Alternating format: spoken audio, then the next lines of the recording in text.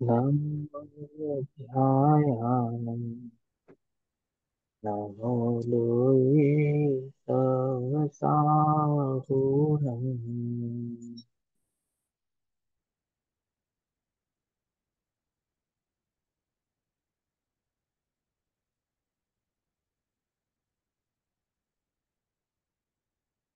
मङ्गलं भगवान् वीरो मङ्गलं गौतमौगणी मङ्गलं कुन्दकुन्दात्यो जैनधर्मोऽस्तु मङ्गलम्। सर्वमङ्गलमाङ्गल्यं सर्वकल्याणकारकम् प्रधानां सर्वधर्माणां जैनं जयतु शासनम्।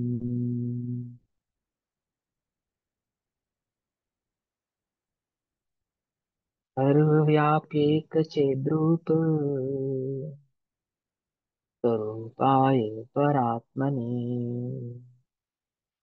स्वोपलब्धिप्रसिद्धाय ज्ञानानन्दात्मने नमः।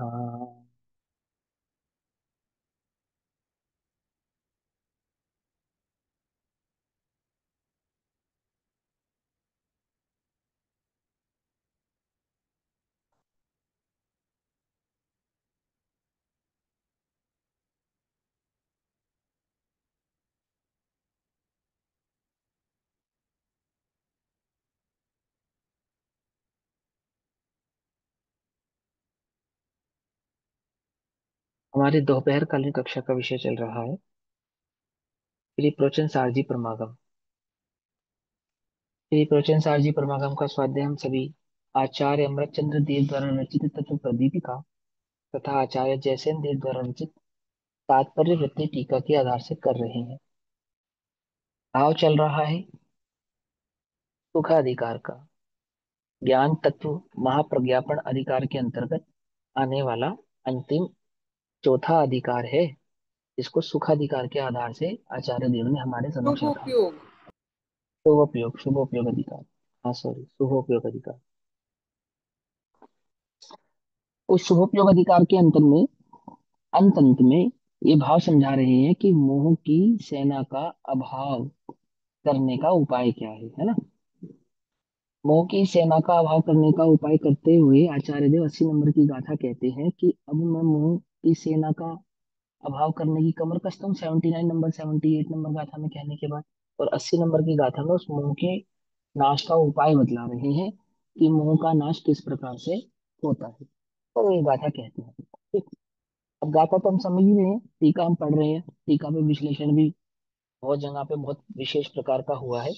बहुत अधिक रुचि को जानने वालों को, विस्तार से जानने वालों को वे सब प्रवचन और वो टीका सुननी चाहिए, पढ़नी चाहिए, है ना। लेकिन यहाँ जो मूल और मुख्य बात है वो मैं यहाँ पे आपको बतलाना चाहता हूँ, तो सभी लोग उसको थोड़ा एकाग्रता से ध्यान से समझें। देखो, जब प्रवचन सार ही शुरू किया तो शुद्धोपयोग की बात की। ठीक। और उस शुद्धोपयोग का फल क्या बतलाया? केवल ज्ञान। फिर जब उस शुद्धोपयोग का फल केवल ज्ञान बतलाया तो ज्ञान तत्व प्रज्ञापन के अंदर, ज्ञान अधिकार के अंदर ज्ञान का स्वरूप समझाया। और वहां पे ज्ञान, अतीन्द्रिय ज्ञान को ज्ञान है ऐसा सिद्ध किया, इंद्रिय ज्ञान को ज्ञान नहीं है ये सिद्ध किया। फिर आगे गए तो क्या केवल ज्ञान ही प्राप्त होता है? बोले नहीं, केवल ज्ञान प्राप्त नहीं होता, मात्र अनंत सुख भी प्राप्त होता है। तो सुखाधिकार के अंदर सुख स्वभाव को समझाया। फिर वहां पे अतीन्द्रिय सुख ही वास्तविक सुख है ये सिद्धि करी। इंद्रिय सुख सुख नहीं है, दुख ही है ये सिद्ध किया। और वो अतीन्द्रिय सुख कैसा है कि वे अतीन्द्रिय सुख वास्तव में अतीन्द्रिय सुख नहीं, ज्ञान ही है। ज्ञान को ही अतीन्द्रिय सुख, कोई अलग नहीं है। वो जो अतीन्द्रिय ज्ञान प्रकट किया, वो अतीन्द्रिय ज्ञान ही अतीन्द्रिय सुख है, ऐसा उस सुख अधिकार में सिद्ध किया।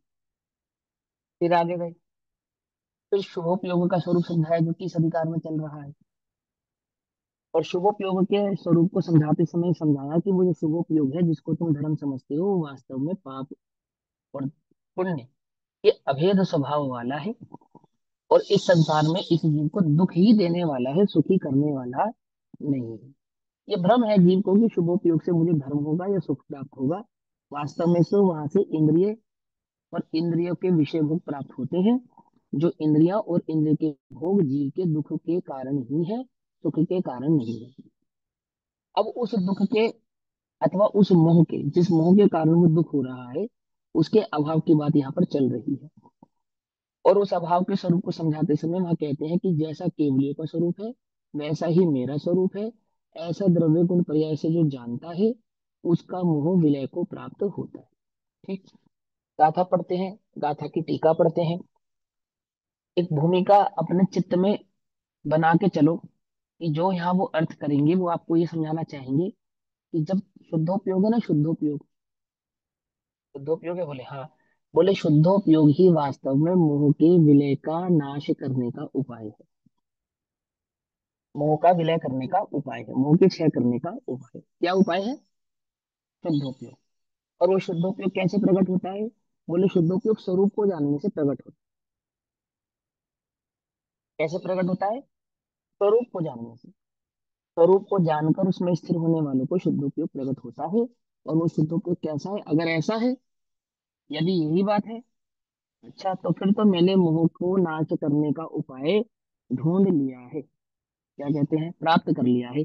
200 नंबर का पेज है ना, टीका की जो अंतिम लाइन है, यदि ऐसा है, सेकंड पैराग्राफ, पहला, यदि ऐसा है तो मैंने मोह की सेना को जीतने का उपाय प्राप्त कर लिया है।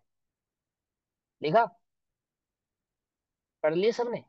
यदि ऐसा है, यदि ऐसा है माने कैसा है? यदि ऐसा है माने कैसा है? तो कैसा है वो समझाएंगे कि ऐसा है। तो कैसा है में दो चीजें समझाएंगे आपको। अगर इसी दृष्टि से सीखोगे तो चुटकियों में बात समझ में आ जाएगी। दो बातें सिखाएंगे। पहला, वो कहेंगे स्वरूप समझ लो, और स्वरूप समझ के उसमें स्थिर हो जाओ। यदि ऐसा है तो फिर तो मैंने मोह के अभाव का उपाय ढूंढ लिया है। आई बात समझ में? नहीं समझ में? अब मुनिराज मोह का अभाव करने के लिए क्या करते हैं? क्या उपाय है उनके पास? शुद्धोपयोगी एकमात्र उपाय है। समझे ना ध्यान से। मोह के दर्शन, मोह के अभाव का उपाय क्या है? बोले सम्यक दर्शन। वो सम्यक दर्शन कैसे प्रकट होता है? आत्मानुभूति से। आत्मानुभूति कैसे प्रकट होती है? तत्वार्थ श्रद्धानम सम्यक दर्शन, यानी सात सात तत्वों के श्रद्धान उसके स्वरूप को समझने से। है ना? ऐसा नहीं है कि 80 नंबर गाथा में आकर आपको कोई दूसरा उपाय बतलाने लगेंगे। ऐसा नहीं है कि यहाँ आकर कोई दूसरे विशेष उपाय के बारे में आप जानोगे जो अन्य आगम में या संपूर्ण आगम में नहीं कहा है। 80 नंबर की गाथा में आके कोई विशेष उपाय बतला दिया। समझ में आती है बात? नहीं समझ में आती है? कोई विशेष उपाय नहीं है, एक ही उपाय है। उपाय क्या है? शुद्धोपयोग। शुद्धोपयोग कैसे प्रकट होता है? स्वरूप में स्थिर होने से प्रकट होता है। स्वरूप किसे कहते हैं? ऐसा स्वरूप का स्वभाव जानकर, स्वरूप को जानकर, वस्तु स्वरूप को जानकर, उसमें जो जीव स्थिर होते हैं, स्थिर होने वालों को शुद्धोपयोग होता है। और शुद्धोपयोग क्या है? ओहो, यदि ऐसा है फिर तो मैंने प्राप्त कर लिया है। क्यों? आचार्य श्री शुद्धोपयोग को प्राप्त कर चुके हैं, नहीं कर चुके हैं? जो ये आचार्य गाथा लिख रहे हैं, चाहे वे आचार्य कुंद देव है, और उसकी टीका लिखने वाले आचार्य अमृतचंद्र देव हैं, आचार्य जयसेन देव हैं, उन्होंने शुद्धोपयोग को प्राप्त किया, नहीं किया? ओ, यदि ऐसा है, ये तो मैंने प्राप्त कर लिया है। क्या समझे? आई बात समझ में? टीका में उन्होंने क्या कहा? यदि ऐसा है तो वो तो मैंने प्राप्त कर लिया। तो क्या प्राप्त कर लिया उन्होंने? आई बात समझ में? है ना? इतनी सी बात है, इससे अलग कुछ बात नहीं है। अब स्वरूप क्या है? स्वरूप क्या है? तो वो स्वरूप की चर्चा यहाँ टीका में आचार्य देव हमसे कहते हैं। पहले गाथा पढ़ते हैं, पेज नंबर 199। 199 का पेज नंबर में 80 नंबर की गाथा में कहते हैं, जो जान दियर हंतम दब्बत गुणत पज्जयते सो जान दिया पाणन मोह खलु जादी तस्सलयन। जो जाने अरहंतों को गुण द्रव्य और पर्याय पने। ध्यान से समझना, यहाँ पे जो शब्द है, एक एक शब्द का अपने आप में एक अर्थ है। पर्याय पने, पर्यायत्व, पर्याय पने, पर्याय के स्वभाव के आधार से। पने का अर्थ होता है स्वभाव। पर्याय का अर्थ क्या होता है? स्वभाव। पने का अर्थ क्या होता है? स्वभाव। तो द्रव्य स्वभाव, गुण स्वभाव और पर्याय स्वभाव। पने, जो जाने अरहंतों को गुणत्व पज्जयत्व, लिखा ना, गुणत्व, दबत गुणत्व पज्जयत, यत्व ते ही उनको, यत्व माने पने से, द्रव्य पने से, गुण पने से, पर्याय पने से, यानी द्रव्य स्वभाव से, गुण स्वभाव से और पर्याय स्वभाव से। जो जाने अरहंतों को गुण द्रव्य और पर्याय पने, वह जाने अपने आत्म को मोह विनष्ट अवश्य करे, उसका मोह अवश्य ही विनाश को प्राप्त होता है। अब टीका करते हैं। तो टीका का भाव जहां तक हमने कल पढ़ा था उसके आगे चलेंगे। पेज नंबर 200, 200 नंबर का पेज है। और पहली ही लाइन से समझते हैं, है ना। अंतिम जो लाइन थी, द्रव्य जीव तीनों प्रकार युक्त समय को, 199 की अंतिम लाइन से शुरू कर लेते हैं ना। जीव तीनों प्रकार युक्त समय को, तीनों प्रकार, प्रकार तीन कौन कौन से बताए थे? द्रव्य प्रकार, गुण प्रकार और पर्याय प्रकार, तीन प्रकार है ना। द्रव्य गुण पर्याय, युक्त उस समय को, उस समय को अर्थात उस आत्म द्रव्य को, उस आत्म तत्व को।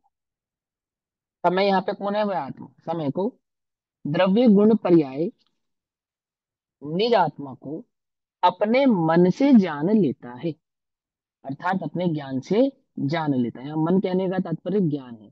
कौन सा ज्ञान? प्रवर्तमान ज्ञान, वर्तमान ज्ञान, क्योंकि छद्मस्त जानेगा। अतीन्द्रिय ज्ञान तो स्वभाव है ही, लेकिन उस अतीन्द्रिय ज्ञान के साथ जो छद्मस्त का वर्तमान ज्ञान है ना, इस ज्ञान को मन की उपमा दी गई है। मन की उपमा थोड़ा सा बतलाता हूं। आत्मानुभूति होती है तो मन का उसमें नियोग होता है, इसलिए असंज्ञों को आत्मानुभूति नहीं होती, है ना। पांच इंद्रियां हो और मन ना हो तो आत्मानुभव प्रकट नहीं होता।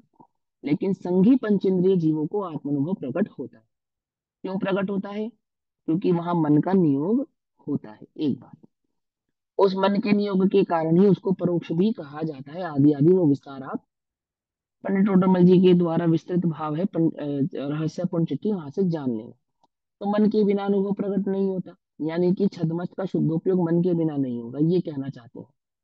और शुद्धोपयोग उपाय है, शुद्धोपयोग मोह के विनाश का उपाय है। तो उन्होंने क्या कहा? अपने मन से जान लेता है, अर्थात समझ लेता है।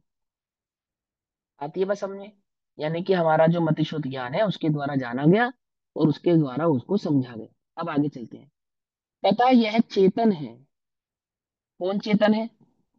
वो जो वस्तु स्वरूप उसने जाना समझा भली प्रकार से, द्रव्य से, गुण से और पर्याय से, और क्या समझा? ओहो, यह चेतन है, यह चेतन है। चेतन को लक्षण से पहचाना ना, लक्षण से, कौन से लक्षण से पहचाना? ज्ञान और दर्शन लक्षण से पहचाना उसको। फिर सचेतन भाव से पहचाना उसको, यह चेतन है। इस प्रकार का अन्वय वह द्रव्य है। जो ध्रुव भगवान आत्मा को पहचाना, अपने चैतन्य को पहचाना, तो क्या पहचाना? ओहो, ये क्या है? ये चेतन है। जिस चेतन को उसने पहचाना वो कौन है? वो द्रव्य है। अब ये जो लाइन है, ये जो यहाँ पे कही गई है, ये सबसे मार्मिक लाइन है, इसको ध्यान से समझना। देखो, हम क्या करते हैं कि हम द्रव्य गुण और पर्याय की जब समानता करते हैं तो वहां पर्याय से समान किस प्रकार से उसकी सिद्धि करते हैं? उसकी सिद्धि करते हैं ना, क्योंकि आचार्य भगवान ने कहा निश्चय से पर्याय से भी समान है। तो चूंकि हमें पर्यायों का स्वरूप नहीं मालूम, तो हम पर्यायों के स्वरूप को नहीं जानने के कारण वो पर्याय से उस द्रव्य की सिद्धि करने लगते हैं। तो पर्याय दो प्रकार की होती है। ये जो दो प्रकार की पर्याय है यहाँ इसमें आचार्य देव स्वयं तो समझाएंगे ही, लेकिन फिर भी थोड़ा सा हम उसको समझते हैं यहाँ पर। फिर मैं आपको चेतन में अन्वय सो द्रव्य है और उसको पहचाना ये चेतन है, कैसे जानना होता है ये बतलाऊंगा। तो दो प्रकार की पर्याय होती हैं। एक होती है अर्थ पर्याय, एक होती है व्यंजन पर्याय। ये जो व्यंजन पर्याय होती हैं ये भी दो प्रकार की होती हैं। ठीक है ना। कौन कौन सी? दो द्रव्यों की मिली हुई व्यंजन पर्याय और एक द्रव्य की अपनी निजी व्यंजन पर्याय, जिसमें प्रदेशित गुण का निमित्त होता है। ठीक है ना। दो द्रव्यों की व्यंजन पर्याय, पकड़ में ही बात, और एक अपने निजी द्रव्य की व्यंजन पर्याय। व्यंजन पर्याय और अर्थ पर्याय की दो बातें, दोनों की एक एक परिभाषा है जो आपको हमेशा याद होनी चाहिए। अगर वो परिभाषाएं आपको याद रहेंगी तो ऐसी गाथाओं में कभी आप कंफ्यूज हो नहीं सकते, इस टीका में कोई आपको कंफ्यूज नहीं कर सकता। अच्छे अच्छे व्यक्ति भी, बड़े से बड़े धुरंधर भी आपका दिमाग नहीं घुमा पाएंगे। समझ में बात नहीं समझ में?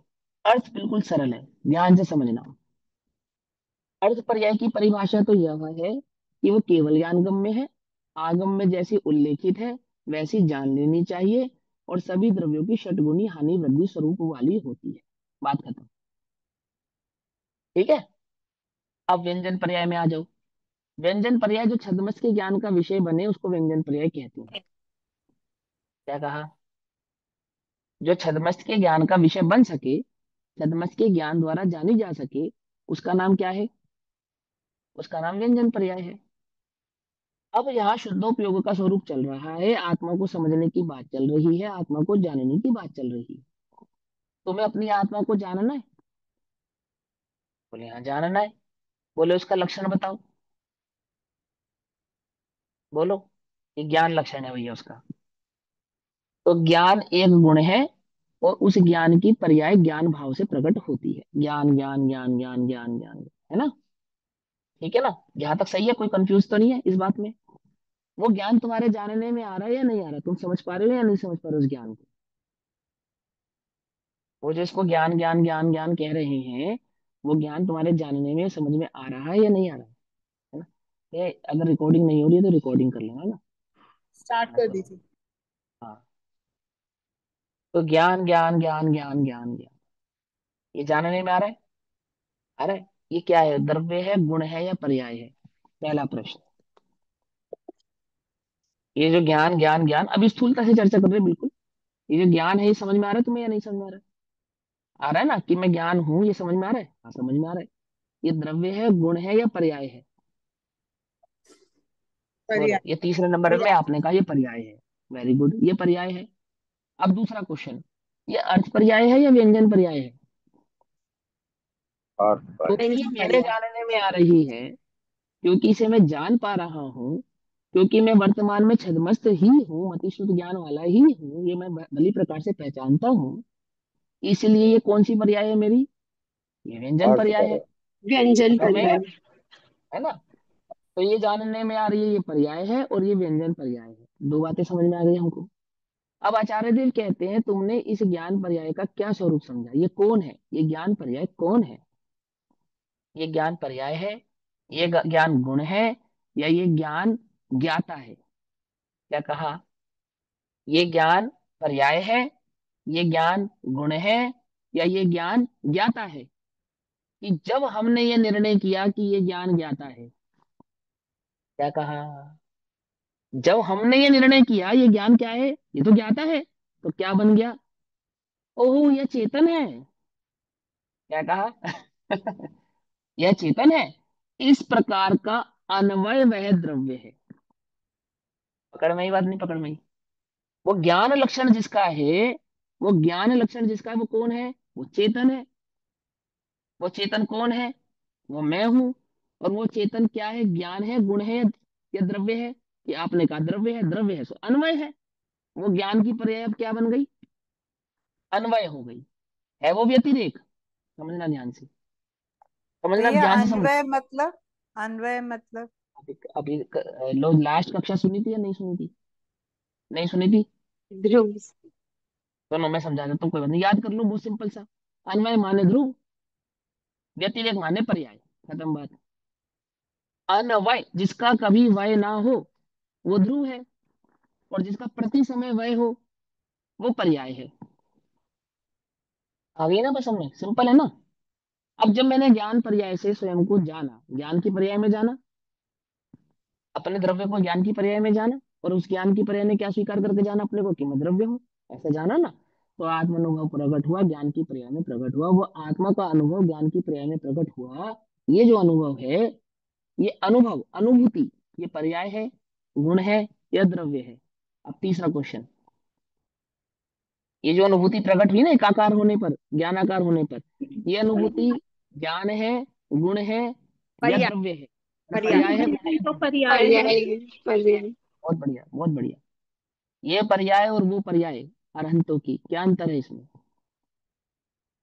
अनुभूति की इस पर्याय में, जिसमें मैंने अपने चैतन्य का अनुभव किया और सुख का आनंद लिया, अनुभूति की उसी पर्याय में जिसमें वह अपने चैतन्य का अनुभव कर रहे हैं, उसमें क्या अंतर है?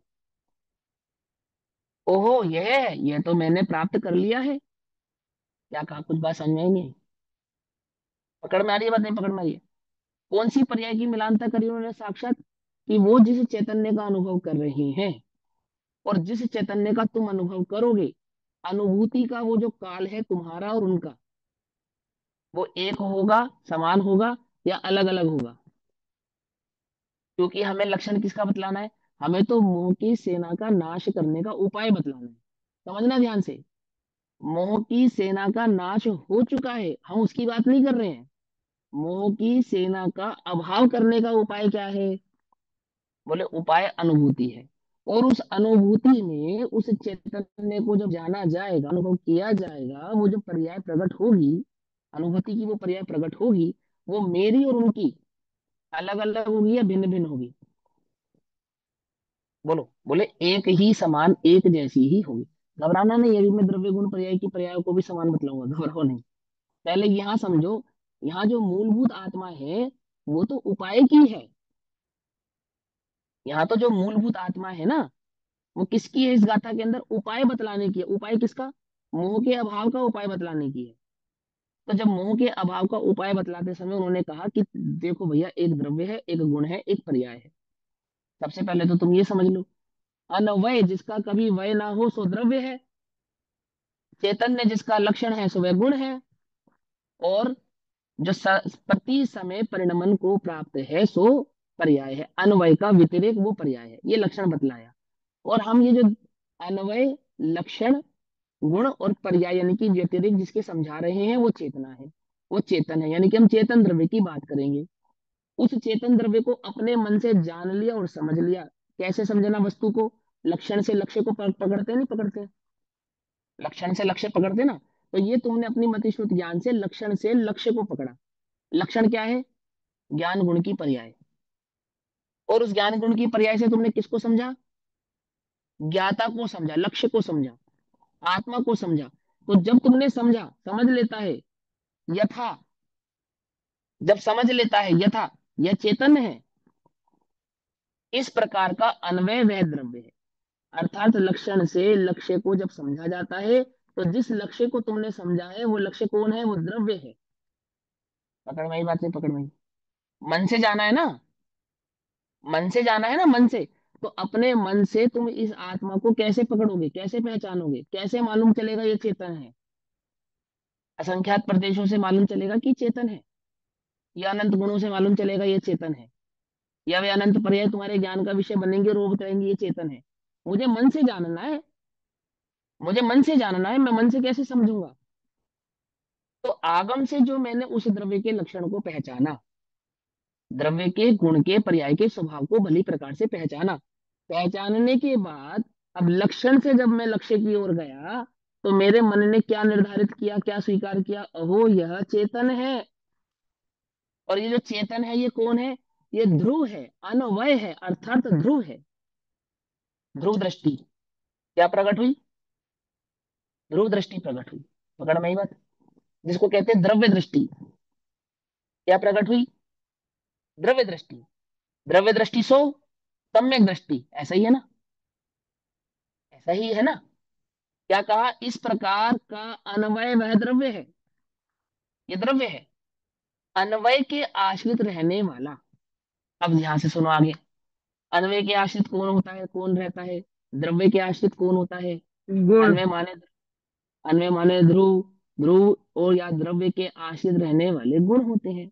तो द्रव्य के आश्रित एक गुण होता है या अनंत गुण होते हैं? अनंत गुण होते हैं। तो अनंत द्रव्य के गुण। आश्रित रहने वाला चैतन्य विशेषण वह गुण है। अब ये यहाँ यहाँ चैतन्य विशेषण ऐसा क्यों बतलाया? ज्ञान विशेषण क्यों नहीं बतलाया? क्योंकि आप तो पिछली गाथाओं में ज्ञान ही आत्मा है और आत्मा ही ज्ञान है इसकी सिद्धि करते आ रहे थे। यहाँ आपने चैतन्य विशेषण क्यों समझाया हमको? ज्ञान विशेषण क्यों नहीं कहा? तो बोले चैतन्य माने ज्ञान और दर्शन के संयुक्त भाव का नाम चैतन्य होता है, पहली बात। और चैतन्य में सिर्फ ज्ञान और दर्शन नहीं होता, ज्ञान दर्शन सुख और संचेतन, स्व संचेतन जिसको अनुभव कहते हैं, वो अनुभव आदि भाव उस चैतन्य भाव के अंदर गर्भित होते हैं। कि जब हम किसी को कहते हैं चैतन्य, तो जानने वाला, देखने वाला, सुख दुख का अनुभव करने वाला आदि आदि, ये सब भाव उस चैतन्य भाव के अंदर गर्भित हो जाते हैं।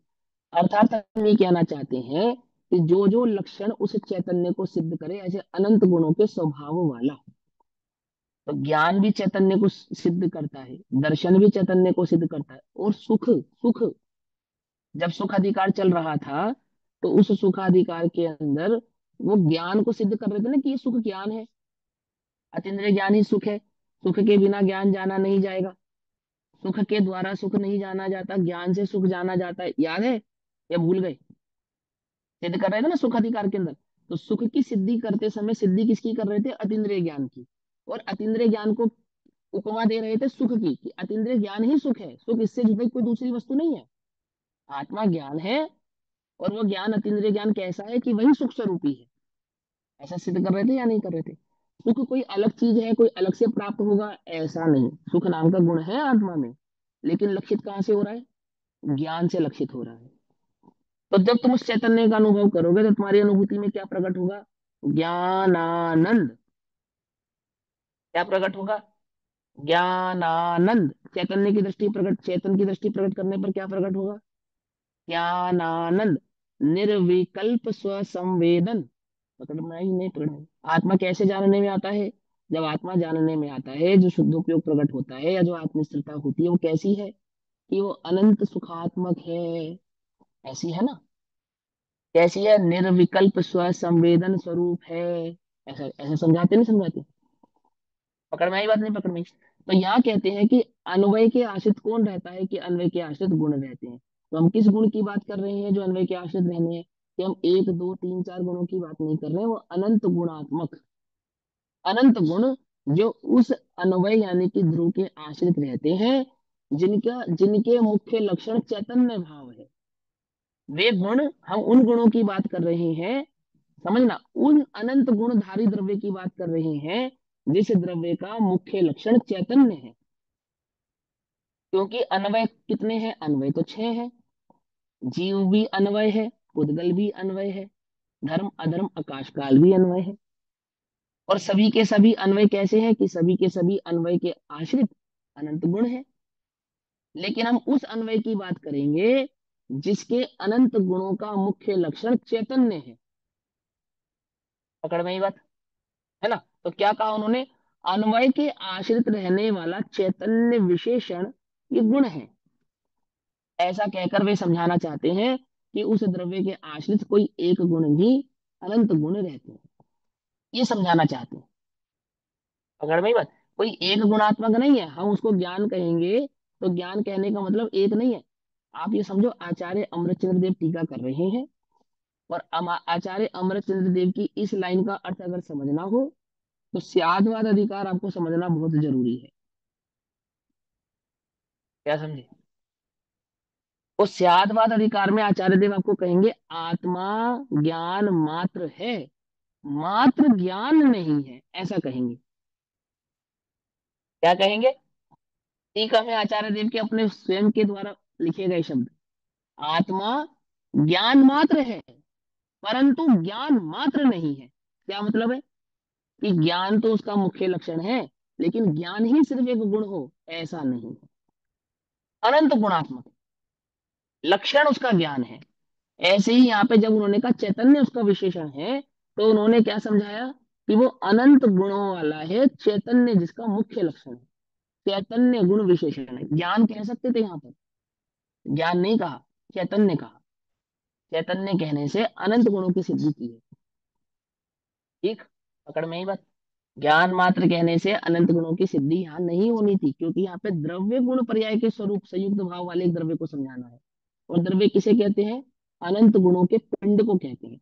गुणों के समूह का नाम द्रव्य है। एक गुण, दो गुण, तीन गुण, चार गुण, अनंत गुणों के पिंड का नाम द्रव्य है, समूह का नाम द्रव्य है। अनवय के आश्रित रहने वाला चैतन्य विशेषण वह गुण है।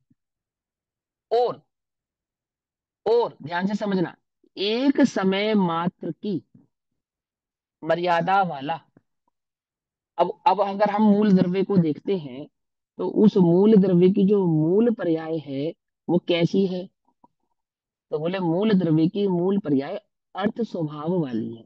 अर्थ पर्यायों की बात है वो, व्यंजन पर्यायों की बात वहां पे नहीं है। कौन सी पर्यायों की बात है वहां पे? अर्थ पर्यायों की बात है। ऊपर तो हमने लक्षण कौन सा बनाया था? ज्ञान लक्षण बनाया था, जिससे हमने चैतन्य को पहचाना। वो ज्ञान लक्षण कैसा था? अर्थ था या व्यंजन था? क्योंकि वो छद्मस के ज्ञान का विषय था, इसलिए व्यंजन था। समझना ध्यान से। लेकिन उस व्यंजन ज्ञान से, उस ज्ञान गुण से या ज्ञान पर्याय से, जैसे द्रव्य को हमने समझा पहचाना या चैतन्य को पहचाना, उस चैतन्य का स्वभाव कैसा है? तो बोले स्वभाव से तो अनंत गुणों की प्रति समय परिणमित होने वाली वे पर्याय हैं, अर्थात एक समय के आधार से। क्या कहते हैं? एक समय मात्र की मर्यादा वाला, जिनकी परिणमन की मर्यादा एक समय मात्र है। तो एक समय मात्र का परिणमन की जो मर्यादा है वो किसकी है? वो अर्थ पर्यायों की है। केवल ज्ञान व्यंजन पर्याय है। केवल ज्ञान व्यंजन पर्याय है। जब आचार्य हमसे कह रहे हैं कि द्रव्य से हम समान हैं, गुण से हम समान हैं, और पर्याय से भी हम समान हैं, तो वह पर्याय से समानता की बात करते समय वे हमें समझाते हैं कि मैं व्यंजन पर्यायों की मुख्यता से नहीं, अर्थ पर्यायों की मुख्यता से ये बात कह रहा हूं। तो उसका विश्लेषण किया उन्होंने स्पष्टीकरण किया। उसका क्या स्पष्टीकरण किया? कि एक समय मात्र की मर्यादा वाला, जिसकी मर्यादा कितनी है? एक समय मात्र की है, जो एक समय ही रहेगी। अगले समय उत्पाद व्यय को, मतलब उत्पाद व्यय भाव से एक समय मात्र ही स्थित रहती है। काल परिणमन होने से, काल परिमाण होने से, मतलब आप उसका परिमाण यानी कि उसकी नपाई कैसे नापेंगे उसको? हम किन पर्यायों की बात कर रहे हैं? दो प्रकार की पर्याय हैं जो चिरकाल तक रहने वाली हैं। तो चिरकाल तक रहने वाली कौन कौन सी पर्याय है? बोले वो स्थूल पर्याय होती हैं, वो व्यंजन पर्याय होती हैं। जैसे सिद्ध पर्याय है, जैसे केवल ज्ञान पर्याय है, जैसे सम्यक दर्शन की पर्याय है। ये चिरकाल तक रहने वाली पर्याय है, पहले नहीं थी, प्रकट होने के बाद चिरकाल तक रहेंगी। लेकिन जो पहले भी थी, अब भी है, और आगे भी रहेंगी, वो कौन सी पर्याय है? बोले वो पहले भी थी, अब भी है, आगे भी रहेंगी। कहने का तात्पर्य यह है, वह है पर्याय स्वभाव। और वह पर्याय स्वभाव कैसा है? कि वो एक समय का है। वो एक समय में उत्पाद व्यय ध्रुव युक्त वाला है, अर्थात एक ही समय में उत्पाद और व्यय को प्राप्त होता है, और षट गुणी हानि वृद्धि स्वभाव वाला होता है। तो कहते हैं मर्यादा वाला काल परिमाण होने से परस्पर, परस्पर माने, परस्पर माने एक दूसरे के, परस्पर माने एक दूसरे के, एक दूसरे के माने किसके? अन्वय का व्यतिरेक पर्याय है। तो यहाँ पे जब हम परस्पर करेंगे तो किसका परस्पर करेंगे? अन्वय का व्यतिरेक से परस्पर करेंगे। अन्वय का व्यतिरेक तो पर्याय है। और जब हम यहाँ पे व्यतिरेक यानी कि पर्यायों की चर्चा कर रहे हैं, तो उन्होंने क्या कहा? परस्पर अप्रवर्त अन्वय व्यतिरेक वे पर्याय हैं। अन्वय व्यतिरेक वे पर्याय हैं। परस्पर अन्वय और परस्पर व्यतिरेक माने एक ही समय में अन्वय रहती हुई व्यतिरेकता को प्राप्त होती है। क्या मतलब हुआ? कि एक द्रव्य है, वो अखंड है, उसमें अनंत गुण है, और अनंत गुणों का उसमें प्रति समय परिणमन होता है। और प्रति समय परिणमन होने पर भी, व्यतिरेक यानी कि वय को प्राप्त होने पर भी, द्रव्य सदा ध्रुव ही रहता है, वह कभी वय को प्राप्त नहीं होता है। परस्पर अन्वय व्यतिरेक। और प्रवत क्यों तो लिया इन इसमें? पर क्योंकि है परिवर्तन तो हो ही रहा है। अप्रवत अप्रवर्त द्रव्य। अन्वय। हाँ, अप्रवर्त माने कि, देखो अप्रवर्त अन्वय व्यतिरेक में पर्याय का मतलब सीधा सीधा बोलो बहुत साधारण भाषा में, परिणामी अपरिणामी ही परिणामी है, और परिणामी ही अपरिणामी है। सिंपल सी बात। परिणामी होता हुआ अपरिणामी है, और अपरिणामी रहता हुआ परिणामी है। ये समझ में आती है बात? या वैसा नहीं की समझ में वैसा। आती? है ना? अब ऐसा का वैसा है ना। लेकिन यहाँ क्या समझ में आता है, परिणामी होता हुआ अपरिणामी है, अपरिणामी होता हुआ भी परिणामी है। ये बात हमें समझ में आती है ना। तो उसी बात को यहाँ लिखा है, सेम टू सेम, कोई अलग बात थोड़ी लिखी है, यहाँ पे भी ये लिखा है। काल परिमाण होने से, यानी कि उसकी मर्यादा कितनी है, एक समय की, पर्याय की मर्यादा एक समय है, पर्याय की मर्यादा एक समय है। और एक समय की मर्यादा वाली वो पर्याय कैसी है कि प्रति समय परिणमन को प्राप्त हो रही है, व्यतिरेक भाव को प्राप्त हो रही है, व्यतिरेक व्यतिरेक व्यतिरेक व्यतिरेक व्यतिरेक। तो जब व्यतिरेक हो रहा है तो द्रव्य का भी व्यतिरेक हो रहा होगा ना, क्योंकि द्रव्य के आश्रित गुण और अन्वय का व्यतिरेक, अन्वय का व्यतिरेक सो पर्याय है। जब जो अन्वय है उसका जो व्यतिरेक हो रहा है उसी का नाम पर्याय है। तो बोले एक बात बोलो, या तो अन्वय बोलो या तो व्यतिरेक बोलो। अन्वय उसको कहते हैं जिसका व्यतिरेक ना हो, और व्यतिरेक उसको कहते हैं जो अन्वय ना हो, और आप कहते हो अन्वय का व्यतिरेक वो पर्याय है। यानी जो प्रति समय विलय को प्राप्त हो रहा है वो तो पर्याय है, और जिसका कभी विलय नहीं होता वो अन्वय है। तो वस्तु क्या है, वस्तु अन्वय है या व्यतिरेक है? तो बोलेंगे परिणामी होता हुआ अपरिणामी है, और अपरिणामी होता हुआ परिणामी। आई बात समझ में, नहीं समझ में, है ना? देखो, ये एक पुद्गल द्रव्य है जिसकी पेंसिल नुमा एक पर्याय है। ठीक, इस पुद्गल द्रव्य की पेंसिल नुमा पर्याय में व्यतिरेक होता हुआ दिखाई दे रहा है तुम्हें कुछ? अभी अभी, अभी इसी समय कोई व्यतिरेक होता हुआ दिखाई नहीं दे रहा, लेकिन तो भी इसमें प्रति समय व्यतिरेक हो रहा है। इसमें प्रति समय अनंत गुणों में प्रति समय परिणमन हो रहा है। अब ये परिणमन हमें दिखाई नहीं दे रहा। अगर मैं 2 4 5 साल तक इस पेंसिल को ऐसे रख दूं तो ऐसी नजर आएगी मुझे, है ना? लेकिन जो भी व्यतिरेक मुझे इसमें दिखाई देगा वो सारा का सारा स्थूल व्यतिरेक तो दिखाई देगा। जैसे मैं इसको छीलूंगा तो ये छोटी होगी, अथवा रखे रखे कच्ची हो जाएगी, अथवा इसमें दीमक आदि लग गई तो झड़ने लगेगी, ये सारा व्यतिरेक तो दिखाई देगा। लेकिन अगर इन सब से मैं इसे बचा लूं, दीमक लगने से बचा लूं, इसको छीलना बंद कर दूं, और इसके इसको सुरक्षित करने की कोशिश करूं, जिससे भी जैसे भी इसको प्रिजर्वेटिव कर लूं, मैं प्रिजर्व कर लूं, तब इसमें व्यतिरेक तुमको दिखाई देगा। बोलो, कि तब तो तुम कहोगे कि नहीं भैया, जैसी 20 साल पहले थी ऐसी आज की आज है। ऐसा होने पर भी इसमें प्रति समय व्यतिरेक हो रहा है, निरंतर व्यतिरेक। निरंतर व्यतिरेक हो रहा है। पकड़ में ही बात नहीं पकड़। वो व्यतिरेक कैसा है, वो केवल ज्ञान गम्य है। और केवल ज्ञान गम्य उस व्यतिरेक को कैसे जाना जाएगा, आगम से जाना जाएगा। तो आगम से उस पर्याय के स्वरूप को समझाते हुए कहते हैं एक समय है, एक समय की पर्याय है, एक ही समय में अभाव को प्राप्त होती है। ऐसी वो काल मर्यादा वाली होने पर परस्पर, परस्पर माने अन्वय और व्यतिरेक परस्पर, द्रव्य और पर्याय परस्पर। आप कहोगे भैया गुण कहाँ गए? तो अन्वय नाम मात्र द्रव्य का नहीं, अन्वय नाम गुणों का भी है, क्योंकि लक्षण है ना, उसको बताया था ना, अन्वय का लक्षण सो चेतन, तो गुण बतलाया था ना। तो वहां ये सिद्ध किया था, वह बतलाना चाहते हैं कि अन्वय कहने का तात्पर्य सिर्फ द्रव्य नहीं है, अन्वय गुणों को भी कहते हैं। थोड़ा सा दार्शनिक लगेगा, थोड़ा सा लगेगा भैया कठिन लग रहा है, लेकिन कठिन नहीं है। थोड़ी सी बुद्धि चाहिए। सुई में धागा पिरोना जानते हो सब? तो रोए ही होगा अपने जीवन में एक ना एक बार, है ना? अगर तुमने एक बार सुई में धागा डाला है तो एक ही बार यहाँ पे सुई में धागा डालना है तुमको बस। फिर कुछ भी मुश्किल नहीं रहेगा, सब आसान हो जाएगा। देखो समझ में आई बात, क्योंकि शब्द यहाँ पे कैसे यूज किए गए हैं, साहित्यिक है, दार्शनिक है, इसलिए थोड़े से मुश्किल लग रहे हैं, लेकिन बहुत इजी है। तो उन्होंने कहा एक ही समय में द्रव्य है, बोले हाँ है। व्यतिरेक हो रहा है या नहीं हो रहा है, कि हाँ हो रहा है। लेकिन व्यतिरेक होता हुआ भी क्या वास्तव में व्यतिरेक हो रहा है, अन्वय का भी व्यतिरेक हो रहा है? बोले नहीं, अन्वय का व्यतिरेक नहीं हो रहा है। आत्मा है, आत्मा में परिणमन हो रहा है, आत्मा में परिणमन होते हुए भी आत्मा का परिणमन नहीं हो रहा है। जैसे ज्ञान है, बोले हाँ है। ज्ञान गुण की प्रति समय पर्याय हो रही है, ज्ञान ज्ञान ज्ञान ज्ञान ज्ञान, बोले हाँ हो रही है। वो ज्ञान की पर्याय जब उत्पन्न होती है तो विनष्ट हो रही है, नहीं हो रही थी, हाँ विनष्ट हो रही है। तो क्या ज्ञान गुण भी विनष्ट हो रहा है?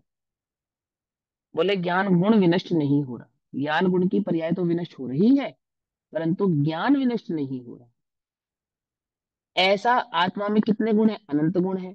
तो अनंत गुणों में व्यतिरेक हो रहा है या नहीं हो रहा है, कि अनंत गुणों में व्यतिरेक हो रहा है। तो अनंत गुणों का जो व्यतिरेक है वो अनंत गुणों का व्यतिरेक माने या द्रव्य का व्यतिरेक माने? बोले वो तो द्रव्य का ही व्यतिरेक माना जाएगा, क्योंकि द्रव्य क्या है, अनंत गुणों का समूह ही है। समझ में बात नहीं, समझ में आई? तो अनंत गुणों के उस परिणमन में उस द्रव्य का परिणमन माने या नहीं माने, बोले हाँ मानेंगे, द्रव्य का परिणमन है।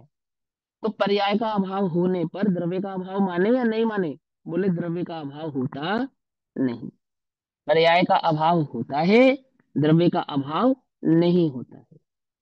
पहली समानता मेरी और अरिहंतों की, पर्याय का अभाव उनके भी होता है, पर्याय का अभाव मेरा भी होता है। द्रव्य का अभाव उनका भी नहीं होता और द्रव्य का अभाव मेरा भी नहीं होता। पकड़ में ही बात। पर्याय उत्पन्न उनके भी होती है, पर्याय उत्पन्न मुझे भी होती है। द्रव्य की उत्पत्ति वहां भी नहीं होती और द्रव्य की उत्पत्ति यहां भी नहीं होती। अनंत पर्याय उत्पन्न होती है, विलय को प्राप्त होती है, वो जीव ही रहते हैं। अनंत पर्याय यहाँ भी उत्पन्न होती हैं, विलय को प्राप्त होती है, मैं जीव ही रहता हूँ। समझ में आई बात नहीं, समझ में? द्रव्य गुण पर्याय के स्वरूप को भली प्रकार से पहचाना, निर्णय किया उसने। तो काल परिमाण होने से परस्पर अप्रवत अन्वय व्यतिरेक वे पर्याय है। अप्रवृत्त शब्द का अर्थ क्या हुआ, अपरिणामी सो परिणामी, अपरिणामी होता हुआ परिणामी, और परिणामी होता हुआ भी अपरिणामी, अन्वय व्यतिरेक वे पर्याय है। जो कि वो पर्याय कैसी है, वे पर्याय कैसी हैं, जो कि चिद माने चैतन्य यानी कि आत्मा, विवर्तन की, विवर्तन माने आत्मा के परिणमन की क्या है, ग्रंथियां हैं। अब ग्रंथियों को ब्रैकेट में क्या लिखा है यहाँ पर, गांठें हैं। तो चिद विवर्तन की ग्रंथियां हैं, अर्थ क्या हुआ इसका, चिद विवर्तन की गांठें हैं, ये बात तो हमें समझ में नहीं आई। अब गांठें हैं क्या कहना चाहते हो, क्योंकि आगम में गांठ शब्द तो कषायों के लिए प्रयोग किया जाता है, मिथ्यात्व के लिए प्रयोग किया जाता है, अथवा भेद आदि के लिए प्रयोग किया जाता है। गांठे, गांठ, कांटे समझ का में अर्थ बात नहीं, समझ में? जोड़ नहीं ले सकते, एक दूसरे से जुड़ी हुई है। अगर हम गांठों का अर्थ जुड़ा हुआ लेंगे, ले सकते हैं, क्योंकि आचार्य जब जयसेन देव टीका करेंगे तो वहां पे भाई यही अर्थ करेंगे, लेकिन जुड़ा होने के लिए खंडित होना अनिवार्य है। क्या कहा, जुड़ा होने के लिए क्या होना चाहिए, खंड चाहिए, लेकिन वस्तु अखंडित है।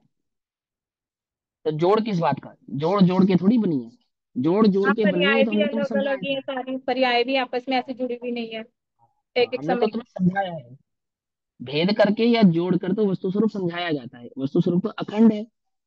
अब मुझे बताओ, कौन से जोड़ से समझाओगे ये ज्ञान है, ये दर्शन है, ये सुख है, ये वीर है, कोई तो जोड़ होगा ना। जैसे हमने दुनिया के मैप में ये समझाया, ये हिंदुस्तान है, ये पाकिस्तान है। तो आत्मा के मैप पे ये कैसे समझाओगे कि ये ज्ञान है और ये दर्शन है, बोलो। जोड़ है ना, ज्ञान और दर्शन का आपस में जोड़ है ना, तो कहाँ कहाँ जाके जुड़े हैं दोनों, ज्ञान और दर्शन। जब हम कुछ को, जब हम उसको तन्मय समझाएंगे, या जब हम उसको व्याप्य व्यापक कहेंगे, या जब हम उसको अनन्य कहेंगे, तदात्मय कहेंगे, तब वहां पे गाठे शब्द का क्या हो जाएगा, समझे या नहीं समझे? फिर तदात्मय का अर्थ क्या बनेगा, अन्य, अनन्य का अर्थ क्या बनेगा? पकड़ में ही बात नहीं, पकड़ में ही। तो यहाँ क्या कहना चाहते हैं, फिर से समझना ध्यान से, थोड़ा सा मैं स्लो चल रहा हूँ, लेकिन आप ये बात पकड़ लोगे तो आपको बहुत मजा आएगा। देखो क्या कहते हैं, सबसे पहले उन्होंने तीन चीजें समझा दी, एक द्रव्य समझा दिया, एक गुण समझा दिया, एक पर्याय समझा दी। फिर उन्होंने ये समझा दिया कि उस द्रव्य को तुम कैसे पहचानोगे, कि चैतन्य लक्षण है, वो ज्ञान लक्षण है, तुमने उस चैतन्य का निर्णय किया, यानी ज्ञान से जिसका निर्णय किया वही चैतन्य है, ऐसा समझा। और वह चैतन्य कैसा है, कि वह चैतन्य द्रव्य गुण पर्याय स्वभाव वाला है। और वह द्रव्य गुण पर्याय के स्वभाव कैसे हैं, कि प्रति समय में अन्वय व्यतिरेक भाव वाले हैं। इतनी बात क्लियर हो गई, ठीक। अब उन्होंने क्या कहा, अब ऐसा जो द्रव्य का स्वरूप समझाया, स्वभाव समझाया, ऐसा सभी द्रव्यों का स्वरूप और स्वभाव है, या सिर्फ मेरा ही द्रव्य का स्वरूप और स्वभाव है, बोलो। सभी द्रव्यों का। का सभी सभी द्रव्य। द्रव्यों का स्वभाव। तो तुम्हें कैसे पता सभी द्रव्यों का है, तुमने अनंत गुण देखे हैं, तुमने अनंत पर्याय देखी हैं, इसमें आया अन्वय ना, व्यतिरेक द्रव्य तुमने देखा गुण है। प्रयजते ही, मतलब द्रव्य गुण तुमको पर्याय। कैसे, तुमको कैसे पता? तुमको कैसे पता? आगम आगम। से। आगम। हाँ। और आगम किसका कहा हुआ है? केवली भगवान। केवली केवली भगवान। जो जान दी, जो जान दी, जो जान दी अरहंतम, वो जान दी। पकड़ में ही बात, आ गई बस समझ में? हमें कैसे पता ये अन्वय है, ये व्यतिरेक है, ये अनंत गुणात्मक है, ये चैतन्य है, ज्ञान इसका लक्षण है? ये जो हमने सब मिलान किया, ये हमें कैसे मालूम चला? कि जिन्होंने इसे प्रत्यक्ष जाना है, वो जानने वाले मेरी जाति के जो अरिहंत हैं, उन्होंने इस सबको जाना, उन सब ने उन्होंने ये सारा स्वरूप समझाया। और उन्होंने क्या बतलाया? निश्चय से, स्वभाव से क्या समझाया उन्होंने? कि देख भाई, जैसा मैं चैतन्य है ऐसा तू चैतन्य है, जैसे मेरा अनंत गुण है ऐसे तेरा अनंत गुण है। इस अनंत गुणों का परिणमन जैसा मेरा है वैसा तेरा है। तो जब मैंने अरहंतों को जाना, माने क्या? अरहंतों के द्वारा कथित धर्म को जाना। अरहंत किसका नाम है? अरहंत किसी व्यक्ति का नाम है? अरहंत किसी पर्याय विशेष का नाम है, या अनंत गुणों का नाम है?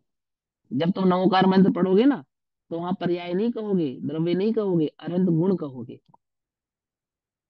नवोकार मंत्र में किसको नमस्कार किया गया? व्यक्ति को? पद को? वन वंदे तद्गुण लब्धये। गुणों को। वंदे। बंदई तदगुण लब्धई। क्योंकि अनंत तो एक गुण है, और अनंत पना यानी कि वह गुण जिन्होंने प्रकट किया, उन्होंने क्या कहा? कि जो गुण मैंने प्रकट किया है अनंत पना, ये जो गुण मैंने प्रकट किए हैं, ये गुण तू भी प्रकट कर सकता है, इसमें क्या दम है? ये सोना तुम कहाँ से लाए? बोले उस खदान से। खदान में तो सोना मिलता है? कि हाँ, सब खदान में सोना मिलता है। कि हमें तो नहीं दिख रहा, हमें तो मिट्टी दिख रही है। अरे ये मिट्टी ही ये सोना है। समझ में? ये बात नहीं समझ में? कि तो आप अनंत कैसे बने? आप कैसे भगवान बन गए? कि हम अपने स्वरूप को जान के भगवान बन गए। तो क्या मैं भी अपने स्वरूप को जान के भगवान बन जाऊंगा? कि हाँ, मैं भी, तू भी अपने स्वरूप को जान के भगवान बन जाएगा। कैसा है मेरा स्वरूप, जरा बतलाना। मैं तो जानता ही नहीं ना मेरा स्वरूप। रे जीव तू अपना स्वरूप देख तो जरा, है ना?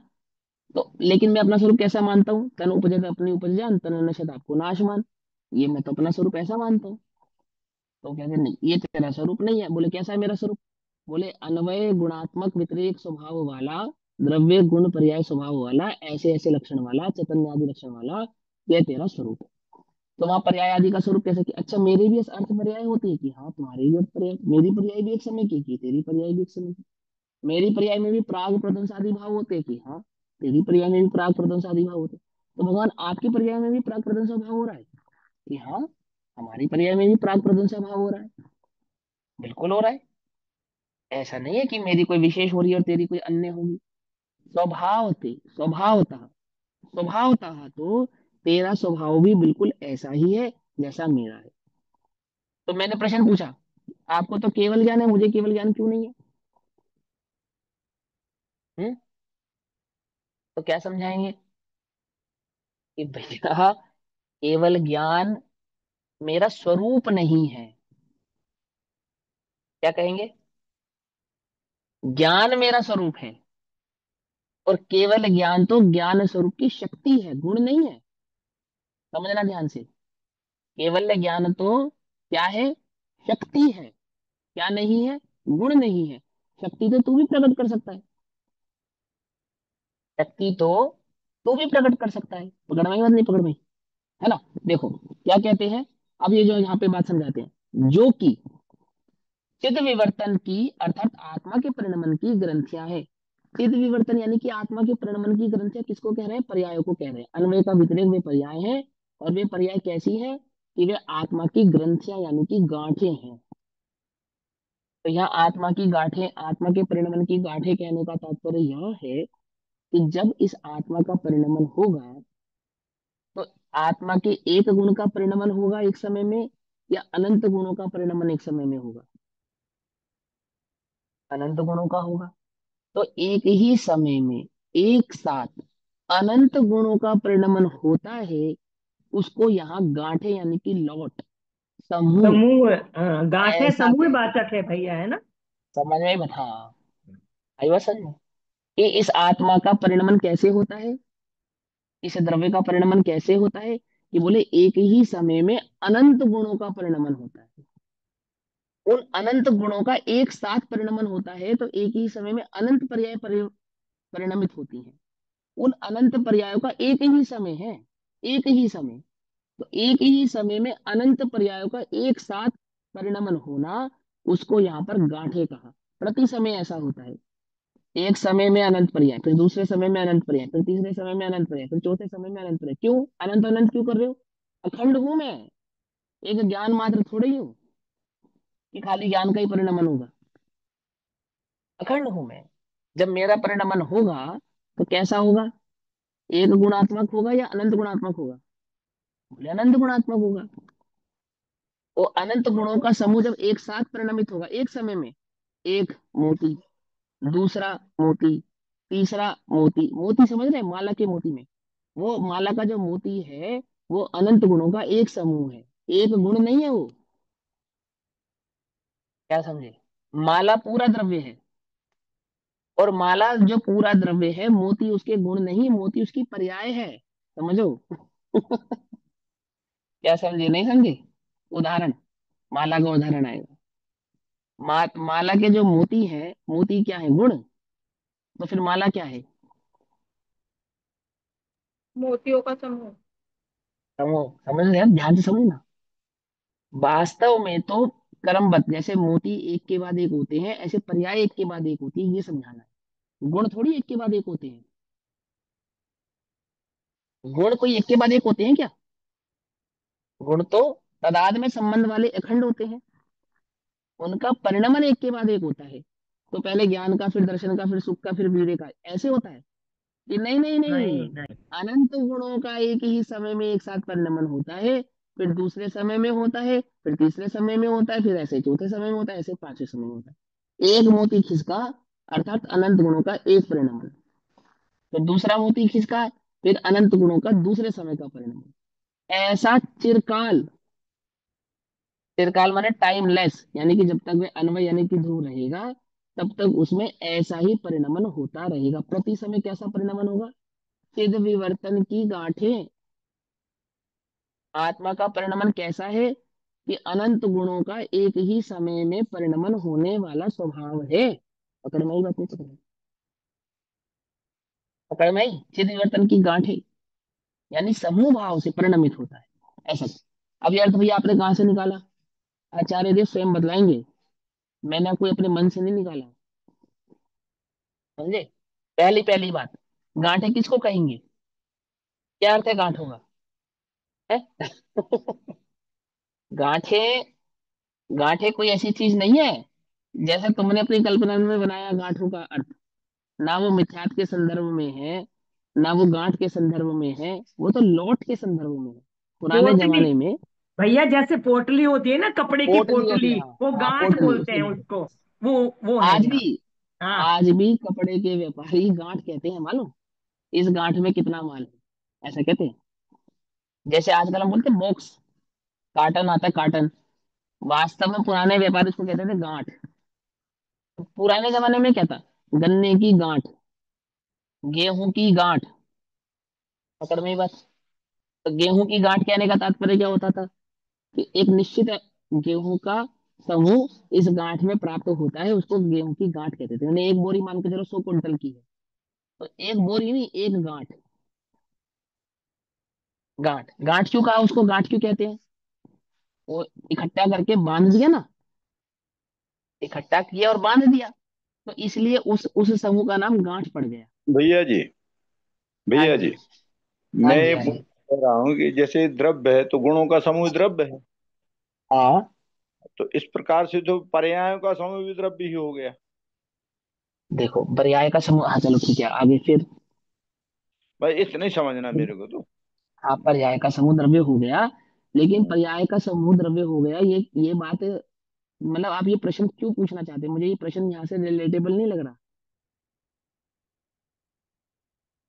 इसका विश्लेषण कर रहे हो, अन्वय का, द्रव्य का, और उसमें पर्याय जो वो एक ही समय में अनंत परिणमित होती गुण है। है, एक हाँ समय में ही अनंत गुण है, और उनके पर्याय भी हाँ अनंत ही हैं एक हाँ समय में। हाँ जिस हाँ प्रकार से वो गांठ का उदाहरण दे के अब उस समझा रहे हो कि एक के बाद एक के बाद एक के बाद पर्याय जो हो रही हैं, हम्म। तो इस हम्म। प्रकार पर्याय वो अनंत हैं। हाँ, पर्याय तो अनंत है। हाँ, तो फिर जिस प्रकार से एक समय में संपूर्ण द्रव्य में अनंत गुण व्याप्त हैं, व्याप्त तो है। तो हम क्या ऐसा समझें कि एक ही समय में अनंत पर्याय व्याप्त हैं? हाँ, एक ही समय में अनंत बिल्कुल पर्याय व्याप्त है, ऐसा बिल्कुल ही है। करेक्ट है। ऐसा ही। बिल्कुल करेक्ट है। और गुरुदेव क्या कहते हैं? गुरुदेव कहते हैं कि पर्याय नहीं परिणमती, द्रव्य ही परिणमित होता है। ठीक है, ठीक है, ऐसा ठीक। आचार्यों का कथन है। पर्याय थोड़ी परिणमित होती हैं। हाँ, ठीक है बोले द्रव्य ही सब। परिणमित होता है। ठीक है, और ठीक। परिणमित होता हुआ द्रव्य कैसा है? परिणमित होता हुआ द्रव्य अपरिणामी ही है। देखो सुनो अब ध्यान से। सोने का हार बनाया तो स्वर्ण ही हार रूप परिणमित हुआ है। समझ में बात? सोने का हार बनाया ना, तो स्वर्ण ही हार रूप परिणमित हुआ है, परंतु स्वर्ण हार नहीं हुआ है ना। द्रव्य ही अनंत गुणात्मक पर्याय रूप परिणमित हुआ है, परंतु द्रव्य का व्यतिरेक नहीं हुआ है। सिंपल। क्या है उसमें मुश्किल? कितना भैया आसान है। बहुत सुंदर हाँ। व्यवस्था है, बहुत सुंदर व्यवस्था हाँ, है। है ना। तो क्या कहते हैं? ग्रंथियां यानी कि लेकिन गांठें। अगर हम यहाँ खाली गांठी शब्द का पर्यायों का समूह कहें, अगर खाली जैसे अभी अंकल जी ने बोला पर्यायों का समूह कहे, तो इसमें द्रव्य का नाश होना नहीं आ जाएगा? तो द्रव्य के गुणों की पर्यायों का समूह ही कहे। देखो सुनो, जो द्रव्य गुण पर्याय तीनों को समझता है फिर वो पर्याय का समूह कहता है, तो उसके कहने में आपत्ति नहीं है। जो स्वरूप को नहीं समझता है अगर वो कहता है तो आपत्ति है। उससे जैसे आपत्ति। पर्याय भाव वाले को, पर्याय मात्र को द्रव्य कहने वाला कौन है? बौद्ध मती है। तो पर्याय मात्र को द्रव्य हम भी कह सकते हैं, लेकिन हमारा कहना मिथ्या नहीं है। और यही बात बौद्ध मती कहेगा तो उसका कहना मिथ्या है। क्या समझे? हम ये कहते हैं कि नींबू पीला है, तो पीला कहने पर हमारा ये कहना मिथ्या नहीं है। लेकिन जिसने कभी नींबू को देखा नहीं, जाना नहीं, सुना नहीं, चखा नहीं, पता ही नहीं, कुछ नहीं पता, सिर्फ मेरे से सुनकर गया कि नींबू पीला है, अब वो कहीं जाके जगत में नींबू पीला है, तो उसका कहना सम्यक है या मिथ्या है? ये शब्द तो भले ही सम्यक है, पर उस व्यक्ति का कहना मिथ्या ही है। सम्यक तो उसी का होगा जिसने नींबू को देखा होगा, चखा होगा, जाना होगा भली प्रकार से, जो उसके मूल लक्षण को पहचानता है। वो उसके उत्तर लक्षण को भी कहे तो दोष नहीं है। जो उसके मूल लक्षण को नहीं पहचानता है, मात्र उत्तर लक्षण की चर्चा करे, तो दोषपूर्ण ही है। क्या समझे? जो द्रव्य गुण पर्याय तीनों के स्वरूप को समझता है वो पर्यायों की चर्चा करे तो कोई दोष नहीं है। जो द्रव्य गुण पर्याय तीनों के स्वरूप को नहीं समझता है, पर्याय मात्र को द्रव्य मानता है, ऐसा व्यक्ति पर्याय की चर्चा करे तो बोले मिथ्या ही है। क्या समझे? समझ में आई बात? नहीं समझ में आई? ऐसा ही ये वस्तु का स्वरूप है ना। तो क्या कहते हैं?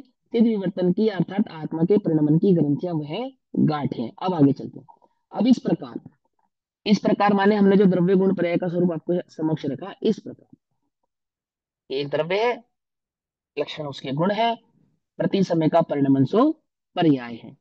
ऐसा वो जो द्रव्य का स्वभाव है, चैतन्य जिसका लक्षण है, इस प्रकार। हाँ मोहित भैया, क्या कहना है आपको? बोलो।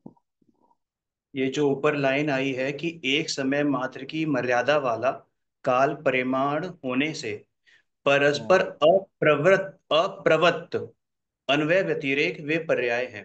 परस्पर अप्रवृत्त, तो ये यहाँ पर जो बात है ये मात्र पर्याय की ही तो बात है, क्योंकि इन पर्याय जो परस्पर पना जो बताया गया है वो एक समय की पर्याय, और फिर जब अगले समय जो पर्याय हुई है उसमें परस्पर अप्रवर्तमान है। वो प्रवर्त जो आपने अर्थ बताया जो मैं समझ पाया कि वो प्रवर्तमान जो बताया ना कि परिणमन नहीं होना, वो तो द्रव्य के समय संदर्भ में सही है। लेकिन अगर हम आगे ऐसा क्या लिखा माने है? अप्रवत। अप्रवत के आगे क्या लिखा है? अन्वय व्यतिरेक, मैं तभी तो बोल रहा हूँ कि वो हाँ। पर्याय के संदर्भ में बात है ना कि एक पर्याय का पर्याय दूसरे अन्वय है। पर्याय अन्वय है।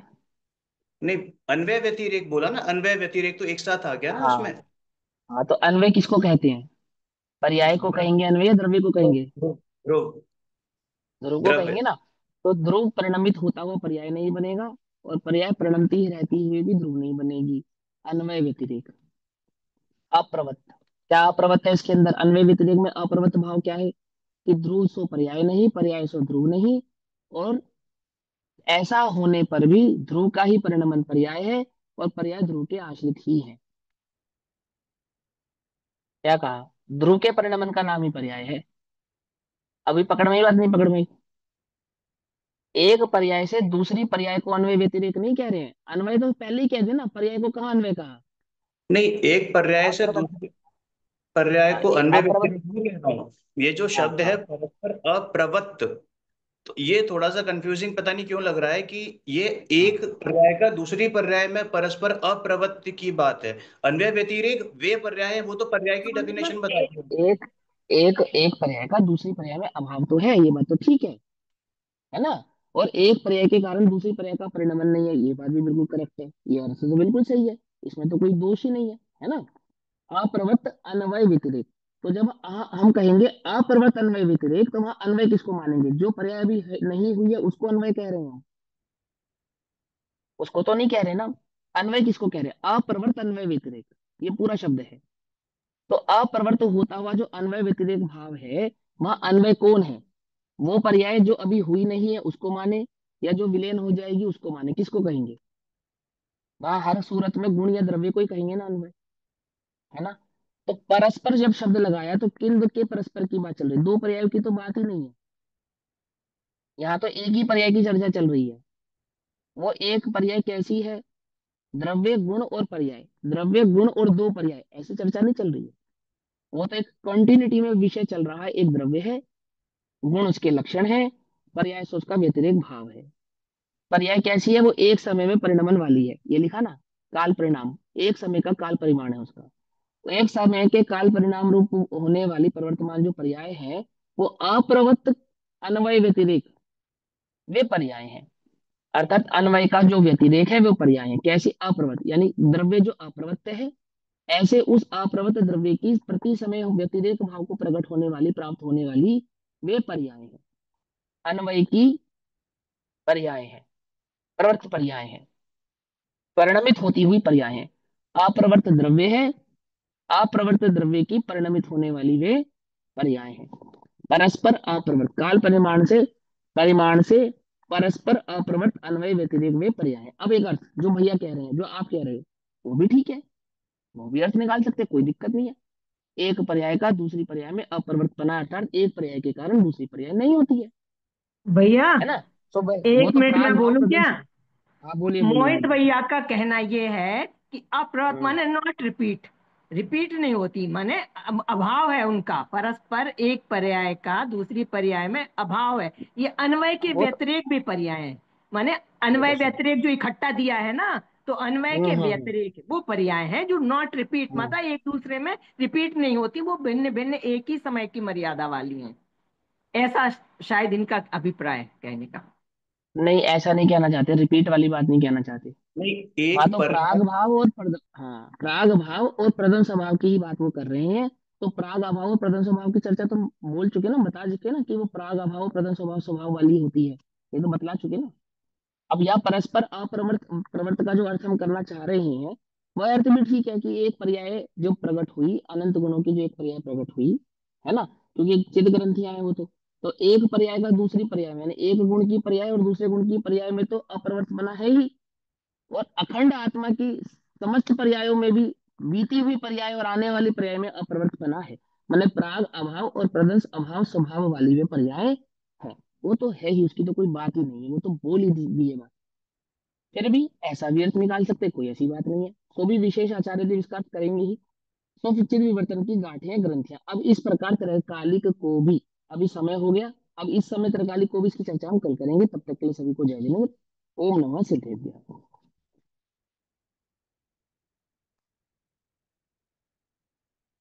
निज निधि निज में बताई, यह अनंत प्रकार उसके लिए जिनवाणी माँ को